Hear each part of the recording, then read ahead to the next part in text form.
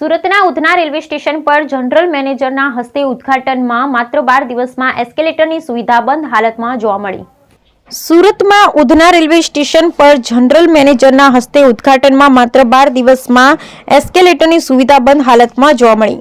સુરતમાં Udhna railway station પર general મેનેજરના હસ્તે ઉદ્ઘાટનમાં માત્ર 12 દિવસમાં એસ્કેલેટરની સુવિધા બંધ હાલતમાં જોવા મળી। સુરતના ઉધના રેલવે સ્ટેશનના પૂર્વ વિસ્તારમાં મુસાફરોની સુવિધા માટે લાખો રૂપિયા ખર્ચી એસ્કેલેટર શરૂ કરવામાં આવ્યા હતા। પશ્ચિમ રેલવેના જનરલ મેનેજર અશોક કુમાર મિશ્રાએ મુસાફરી માટે એસ્કેલેટરની શરૂઆત કરી, પરંતુ એસ્કેલેટર બંધ સ્થિતિમાં હતું, જેને કારણે મુસાફરોને ભારે મુશ્કેલી પડી હતી।